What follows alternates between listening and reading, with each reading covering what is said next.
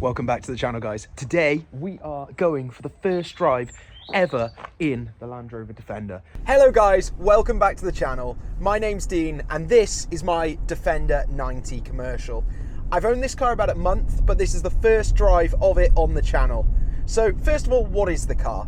Well, straight away, you know what the car is. Defender 90 commercial, Santorini Black, and it's a HSE top dynamic, which means it's pretty much as well spec'd electronically and spec-wise as you could go. The only difference is, because this is a lease, I didn't go for any of the design options. So you've got the grey front grille, you've got a few other elements that ideally I would have probably had blacked out, but seeing as it was a lease, it made no sense to spend the money on these elements. So driving this car is a little bit of a learning process. I'm used to pretty low sports cars. So width normally isn't an issue, but height definitely is. Getting into this thing, well, height is very much the other way entirely. This thing is a behemoth. It's tall and it's wide. So when you come up to those narrow elements on country roads, well, you do have to wince a little bit. But it's an incredible drive. It just took a little bit of getting used to. The nice thing about this is it's a 7-speed ZF gearbox and it's mated with the D350 engine, which is the largest diesel engine they do in the new Defender. Supposedly when they released this, you could actually get a D200, but they decided that it was too low powered for the size of the vehicle. So now the lowest one you can get is a D250. This car drives incredibly and it's really fun. The difference is though, whereas with a sports car, I would always drive it in sports mode, this has a sports mode and I'm yet to use it. I really don't see the point. The thing is, this car's pretty good at everything. If you need a little bit of speed for overtaking, you put your foot down, it drops a few gears and you're away. The difference is though, you're not driving this like a sports car. It's a wafter and quite literally it's a bus. We're coming up to quite a narrow bit of road here and well, a few times I've met a bus going the other way and well, there's not much space. You end up slamming on the brakes and hoping for the best. But with the wide wing mirrors and the wide tract of this car, you really have to be cautious of that. But when you're in the car and you're enjoying it, well, it's the lap of luxury. It's a really comfortable seating position. As you can see here, we have the third seat. That's because primarily this is a commercial vehicle. And well, that opens up one of the big issues that I'm having with this Defender, and really I hope someone's able to answer it because no one's been able to yet.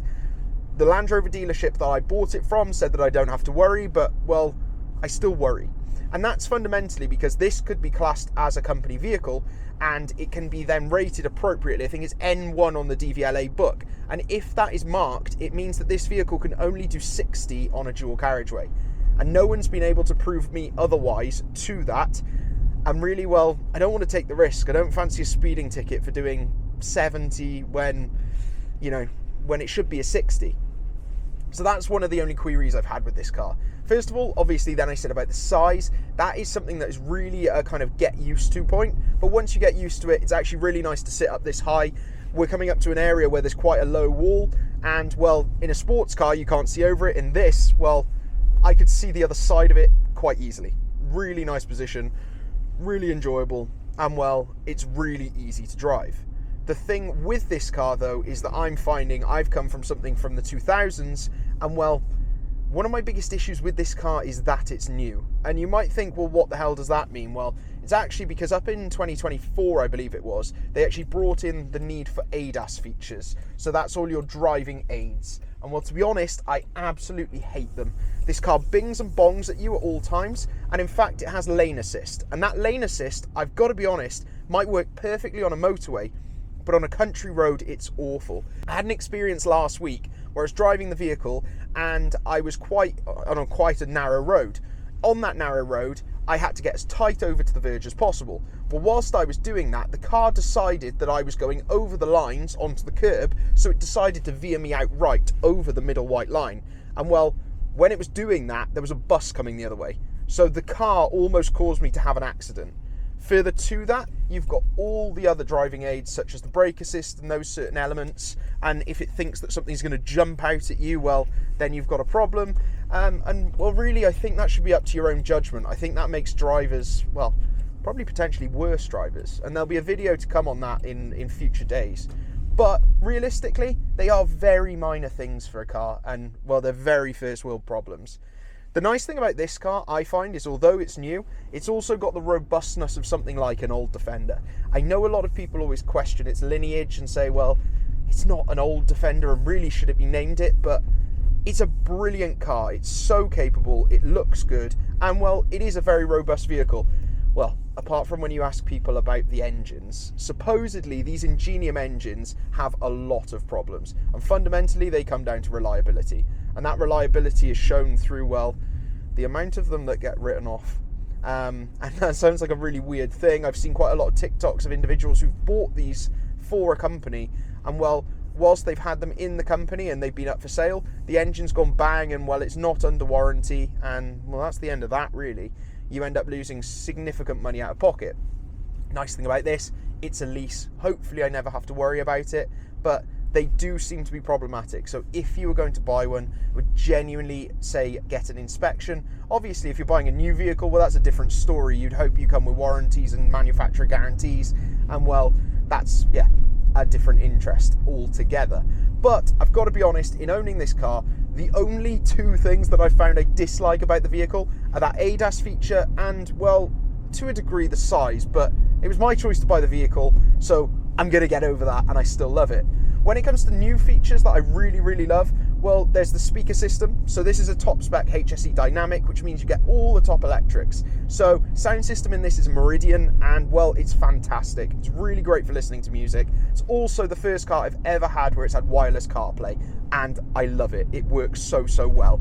But for anyone that wants to do YouTube, it's a bit of a nightmare, because basically what it does is it connects via Bluetooth and I think Wi-Fi, and what happens then is when you try and connect a Bluetooth microphone, you have an awful lot of trouble getting it to pair. So a lot of the time I'll be recording and then all of a sudden the car turns on, swaps over to Apple CarPlay, loses connection, and my microphone just turns off. So a very, very small problem, and that's the only problem that I've had with it. Moving around with the actual car itself, what I absolutely love about it is the tactile buttons. You get so many vehicles nowadays where it's all touchscreen, which is fine, but when you're driving, it makes it very difficult to put on heated windscreen, heated seats, and all the areas that I would say are deemed essential for kind of drivability. And normally, let's be honest, the things you don't stop the car to do. So what's really nice about this is it all takes place on that center console. So I have the ability to do the fans, the heated and cooled seats, a heated steering wheel on the steering wheel, that button's there. We have the driving modes. We also have the ability to put on all the fans and heaters. So it's all exactly where it needs to be. And well, that screen being the larger screen is fantastic, but it's nice that I don't have to go into anything on there. So it means Apple CarPlay is solely on there for Waze and Spotify, and then all the buttons are situated below. So you have that tactile volume button, you have the fans, you have all that appropriately, and it's exactly where you want it to be. Then moving over to the steering wheel, where it's a multifunction steering wheel, which everyone's used to. The key button on here for anyone that will buy one of these vehicles is the little one, which is a car from like a bird's eye view in a circle. And basically you want to click that 3 times to turn off all your ADAS features. It's the only thing that the Land Rover dealership showed me to do in the car, because obviously it's the thing that everyone asks. So once all that's off, the car drives fantastically. And then over on the right hand side, there's the lane assist, which you can turn off. The annoying thing, because these ADAS features are mandatory, you can't switch them off for good, not unless you went and got an OBD11 and switched them off some other way. But really, once you get past that, it is fantastic. I mean, I'm driving now on a country B road, and well, the ride is phenomenal. There's no road noise whatsoever. And for the size of the 20-inch tyres on this, it's pretty incredible there's no road noise. So moving past that, that's kind of the bad elements, and then the good elements. So what is the main reason that I went for something like this? And well, realistically, it was because it was always a vehicle I wanted. I lusted after the Defender when I was younger. I wanted one as my first car. And when I say Defender, I don't mean these, I mean the traditional Defender. But the issue is, realistically, they're not the most reliable vehicles. They are getting older and they need a lot of money spending on them. But the main reason I couldn't get one was insurance at the time. So it ended up being a pipe dream, and well, I ended up like most people in the UK, and I had a Vauxhall Corsa. So there was always a Defender-shaped hole in my life. But as I've got older and I've bought different cars, and normally they're silly cars, I needed something that I could use every day. And well, when I saw this lease come up, and it was actually through TGE TV, I just jumped on it. This vehicle is a £72,000 vehicle, top dynamic, top spec, automatic, largest diesel engine, and well, it's commercial, which for most people might be inconvenient, but because I'm used to two-seater sports cars, having a third seat was just ideal. And well, I pay 380 quid a month for it. And I appreciate that is still quite a chunk of money, and it is a lease, and that money is inadvertently being thrown up the wall. But it gave me a vehicle that was reliable, that has no worries. Within this car, obviously, the road tax is included in that, and so is roadside assistance. So all I literally have to do is cover the insurance itself and fuel. So it's worry-free motoring. I can just jump in it every single day. I know it will turn on, unlike, say, something Italian, and I can just jump in it and not really worry about it. Obviously, it goes back, so I have to make sure that it's kept in a good standard, and well, I think like every car person, you always make sure you look after your vehicle, whether you had it for a weekend or whether you're going to own it for life, you make sure that it's as good as you can keep it. And well, I've just been enjoying having that worry-free motoring. There's something about a sports car which I absolutely love, but a prime example is I went to visit some friends up near Birmingham once when I had a Porsche 911, and I was really afraid that that car was going to get damaged. I thought, if I park it up, is it going to be there the next day? Where I appreciate Land Rovers and Range Rovers have gone through a bit of turmoil recently, and they've spoken about how easy they are to steal, but there's been lots of software updates. In fact, sometimes I park this car up and it will tell me there's a software update, ask if I'm going to drive that evening, you can say no, and then it will do the update appropriately. So they are getting over that, they are working hard on that, and I think it shows in the insurance. I think I only paid £600 for the year to drive this, whereas I'm hearing horror stories of people in London when they were just straight up getting null and void when it comes to insurance. That opens up another segue though, is insurance. Obviously, for me, it was quite cheap because I live in the countryside, and I think the area I live in is very low risk, and that always works well for me in insurance. The Ferraris, they're about 575 quid a year. This, being a Defender and being used a little bit more often, came in a little bit heavier. But it is a fantastic car, and the insurance, they seem to not really worry too much now about them getting stolen, unless you're in a big city. The caveat to that, though, which I actually found really annoying, was Land Rover have supposedly brought out this new insurance. And the idea is, for those that were struggling to get insured, they could go direct to Land Rover when you purchase a new vehicle, and you could get insured with them. Well, I went through that process, and it didn't work. So the only thing I can say is, well, if you're going to offer a service, make it work.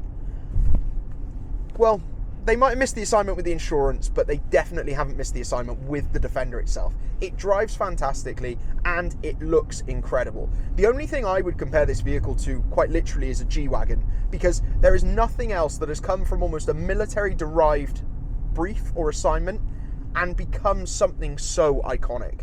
This vehicle driving down the road, it doesn't matter if you're a 2-year-old, whether you're a nan, whether you're, I don't know, someone that just hates vehicles. You know what a Defender looks like, and that iconic badge and branding is so important.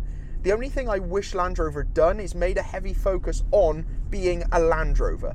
They're obviously moving away from that with the JLR branding and obviously making it so that it's Range Rover and then Defender. But are they not quite literally killing an icon? So I guess that opens up that question, and that's where I'd like to leave it with you guys. Do you think this is really a Defender? It's an incredible car, it drives so well, it's rugged, it will go anywhere, it will do anything, and well, it does well at every process. Technology obviously has made it evolve, and the reason that the Defender was left in the past was just simply that it would not pass regulations. So the only way that they've achieved that is, well, by creating the Defender we're driving in now. And well, I love it, I think it's incredible, and I think it's the future of Defender. But is it a Defender? So let me know in the comments. I hope you guys have enjoyed this first drive. It is an incredible car. And for anyone that's interested in one of these vehicles, let me know. Drop me a message. I know the lease company and I can give you some information as so you can get into that lease. And further to that, if you have any questions about the vehicle at all, just let me know. I know a lot of people always ask about my insurance. Why is it so cheap? I've got a link that I can drop you. It's a bit of a referral code, so it works for me and hopefully it works for you. And well, maybe, you know, maybe something will come from this other than just watching me drive a Defender. Maybe it will sway you to buy one, or maybe it won't. And that's fine. Everyone wants different things in life. And well, right now, I wanted this Defender and it's bloody awesome. So I'll see you all soon. Have a great day. Like and subscribe, and well, bye-bye.